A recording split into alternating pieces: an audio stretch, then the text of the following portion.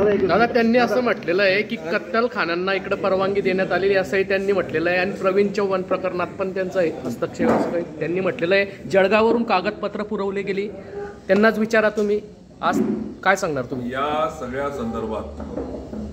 जो आपल्या मातेचा सुपूत असेल, ज्याने आपल्या आईचं दूध पिलं असेल, ज्याने सांगितलं मी आमदार होतो, तो भावे तो एक वीट ठेवू दिली नाही, किंबहुना प्रवीण पोटे पाटील उद्योग राज्यमंत्री असताना प्रेमचंद खिवसरा भाजपाचे पदाधिकारी यांना सोबत घेऊन त्यांनी तात्काळ स्थगिती दिली आणि एक वीट ठेवल्या गेले नाही। या उलट मंगेश चव्हाण आमदार झाल्यानंतर तिथे कंपाऊंड केलं गेलं आणि याच प्रेमचंद खिवसरा नावाच्या भाजपच्या पदाधिकाऱ्याने बिल्डिंग मटेरियल सप्लायचं दुकान आहे त्यांचं, त्यांनी तिथे मटेरियल दिलेलं आहे।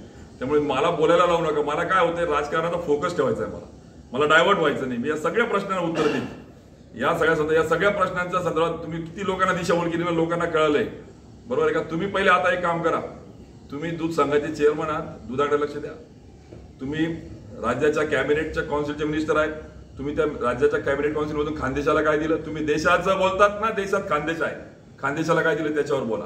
आणि म्हणून येणाऱ्या काळामध्ये टप्प्याटप्प्यामध्ये सगळ्यांना, आमचे उद्धवजी साहेब जसं म्हणतात ना, टप्प्यात आल्यावर सगळ्यांना घेऊ आम्ही वेळ त्यात।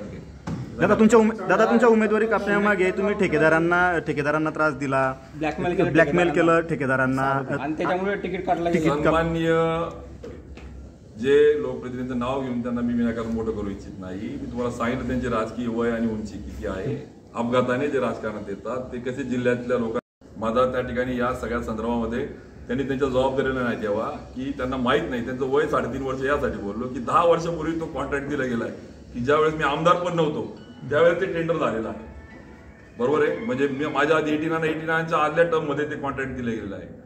उलट अजून 40% काम अपूर्ण आहे, ते पूर्ण कसं होईल त्याच्यात प्रयत्न करणं गरजेचं आहे। ठेकेदाराला ब्लॅकलिस्टेड करा ही मागणी मी कलेक्टर समोर केली आणि यांचा एका राजकीय पक्षाचा तो नातेवाईक असेल, हे म्हणतील माझा पक्षाचा आहे म्हणून त्याला बोलू नको। मला पक्षाने, मला कोणी एका पक्षाच्या यांनी निवडून नाही दिलं, मला लोकांनी निवडून दिले 7 लाख मतांनी, त्यामुळे मी लोकांना मी डोळ्यापुढे ठेवतो, त्या अँगलने मी काम केले। त्यामुळे कुठेतरी बगल देणे, प्रश्नाला हे घेणे, थोडंसं आतून पण किती खालचं राजकारण करायचं, मला असं वाटतं की आता या लोकसभेमध्ये आणि येणाऱ्या विधानसभेमध्ये या 2024 मी तुम्हाला बोललोय क्रांतीचं वर्ष, मी मशाल त्याच्यासाठी घेतली की जर तुम्ही चुकीचं काम कराल तर तुम्हाला सोडणार नाही। BHR प्रकरणामध्ये आपण काही स्थानिक पदाधिकाऱ्यांना अडकवण्यासाठी प्रवीण चव्हाणांना कागदपत्र पुरवली असाही आरोप झाला आपल्यावर। BHR ही संस्था आहे, ठेवीदारांना कोणी लुटलं, BHRच्या प्रॉपर्टी कोणी घेतल्या, ऑडिट करा, तुमची संस्था आहे, चौकशा करा, तुमचा सत्ता आहे, तुम्ही सगळं समोर आणा। उलट जर खोलात गेलो ना, मी यांना पळता भोई तोडवेल, जामनेरच्या बाहेर निघू देणार नाही यांना मी, जर मी खोलात गेलो तर। पण माझं म्हणणं आहे की मी व्यक्तिद्वेषी राजकारण करणार नाही, जे त्यांनी केलं मी मुद्द्यावर बोलेन। मी शेतकऱ्यांच्या, ठेवीदारांच्या, दूध उत्पादकांच्या, त्या ठिकाणी जिल्हा बँकेच्या, त्या ठिकाणी सचिवांच्या, मी ज्या त्या ठिकाणी अन्याय होणार आहे त्यांच्या बाजूने मी उभं राहणार आहे। मी व्यक्तिद्वेषी काम करणार नाही, चांगलं काम केलं तर मी कौतुक पण करेन। त्यामुळे या सगळ्यांना इशारा आहे, आता आजपासून बोलताना तोल सांभाळून बोला, बेभान बोलू नका। लोकांना दिशाभूल करण्याचे तुम्ही प्रयत्न किती केले तरी लोक हुशार झाले, त्यांना कळतंय काय बॉम्ब पाडली आपण। 10 वर्ष कॅबिनेटच्या मिटिंगला तिथे झोपा काढतायत का तुम्ही? ते दादा भुसे पोखरामध्ये त्यांचा तालुका टाकून घेता, याची दाढ उठलेली तिथे। एखादा माणूस तोंड दाखवलं होतं जिल्ह्यामध्ये की मी कॅबिनेटचा मंत्री आहे, माझ्या जिल्ह्यातलं एक गाव त्या ठिकाणी पोखरा योजनेत घेतलं गेलं नाही, लाज वाटत नाही? आणि वरून सांगता अजून कोणत्या तोंडाने शेतकऱ्यांपुढे जाताय तुम्ही, कोणत्या तोंडाने मतं मागताय तुम्ही?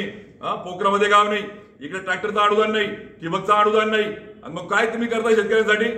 म्हणजे हे सगळे पोकळवाचे शेतकरी, खरा माझा प्रामाणिक तो पेटलाय, त्याला कळतंय माझं कोण आणि माझा दुश्मन कोण आहे। त्यामुळे या संदर्भात मतपेटीतून त्या ठिकाणी सगळं दिसणार आहे। त्यामुळे आपण पण शांतता ठेवा आणि मला आपल्याला पण विनंती आहे की मला पण त्या माळेचं मनी करू नका, ती पण तुम्ही सकारात्मक राजकारण आपण करू। धन्यवाद।